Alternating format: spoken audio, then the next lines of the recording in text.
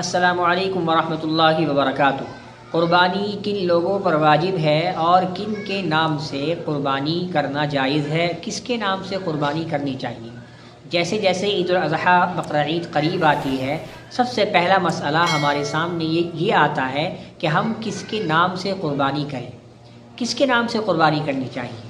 تو آپ اس مسئلے کو اچھے سے سمجھ لیجئے، کیونکہ قربانی بہت بڑی عبادت ہے اور یہ عبادت اس شخص پر واجب ہوتی ہے جو کہ شریعت کی نظر میں صاحب نصاب ہے۔ اب صاحب نصاب کون ہے؟ ہم نے پچھلی ویڈیو میں آپ کو بتایا تھا، آپ وہاں پر دیکھ لیجئے، لیکن پھر بھی موٹا میں آپ کو بتا دیتا ہوں کہ جس کے پاس میں 52.5 تولہ چاندی خریدنے کی طاقت ہو وہ صاحب نصاب ہوتا ہے۔ یعنی جس کے پاس میں 50,000 روپے قربانی کے دنوں میں موجود ہوں، قرض وغیرہ کو الگ کر کے سارا خرچہ وغیرہ نکال کر کے اس کے پاس میں اتنے پیسے موجود ہوں کہ جتنے پیسوں سے وہ 52.5 تولہ چاندی خرید سکتا ہے، تو اب یہ شریعت کی نظر میں صاحب نصاب ہو گیا، اس پر قربانی واجب ہو گئی۔ تو یہ آپ نے مسئلہ سمجھ لیا کہ قربانی صاحب نصاب پر واجب ہوتی ہے، اس لیے جو بھی صاحب نصاب ہوگا، گھر کا بڑا بھائی ہے، جو بھی صاحب نصاب ہے اس پر قربانی واجب ہے۔ ہوتا کیا ہے ہمارے معاشرے میں کہ ہم 1 سال اماں کے نام سے قربانی کرتے ہیں، اگر 1 سال ابا کے نام سے قربانی کرتے ہیں، 1 سال بیوی کے نام سے قربانی کرتے ہیں، 1 سال دادا کے نام سے، 1 سال دادی کے نام سے قربانی کرتے ہیں، تو آیا اب مسئلہ یہ ہوا کہ ہمیں قربانی کرنی کس کے نام سے ہے، اس کو سمجھ لیجئے۔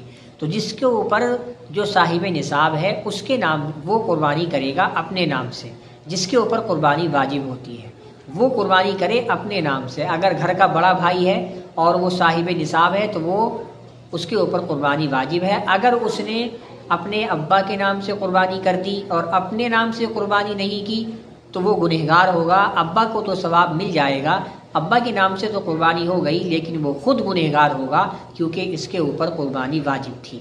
اسی طریقے سے اس کے اوپر کسی آدمی کے اوپر قربانی واجب تھی، صاحب نصاب تھا، لیکن اس نے اپنی اماں کے، اپنی والدہ کے نام سے قربانی کر دی، تو والدہ کو تو ثواب پہنچ جائے گا، لیکن یہ شخص خود گنہگار ہوگا کیونکہ اس کے اوپر قربانی واجب تھی۔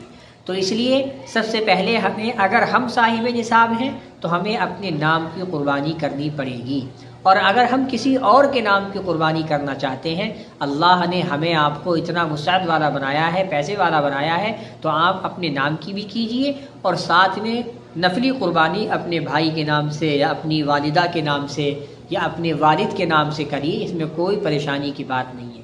لیکن صرف والدہ کے نام سے قربانی کرنا اور آپ کے اوپر الگ سے قربانی واجب ہے، آپ نے اپنے نام سے تو قربانی نہیں کی اور والدہ کے نام سے قربانی کر دی تو والدہ کو تو ثواب پہنچ جائے گا، یا والد کے نام سے قربانی کر دی تو والد کو تو ثواب پہنچ جائے گا، لیکن آپ خود گنہگار ہوں گے کیونکہ آپ پر قربانی الگ سے واجب ہے۔ تو میں امید کرتا ہوں کہ آپ اس کو اچھے سے سمجھ گئے ہوں گے۔ اس کے اندر 2 باتیں کہ قربانی ان لوگوں پر واجب ہے جن کے پاس 52.5 تولہ چاندی خریدنے کی طاقت ہو، اور کس کے نام سے کی جائے گی؟ اسی کے نام سے کی جائے گی جس کے اوپر قربانی واجب ہے۔ اگر وہ دوسرے کے نام سے کرتا ہے تو وہ خود تو گنہگار ہوگا، لیکن دوسرے کے نام سے قربانی ہو جائے گی۔ امید ہے کہ آپ اس مسئلے کو اچھے سے سمجھ گئے ہوں گے۔ السلام علیکم ورحمۃ اللہ وبرکاتہ۔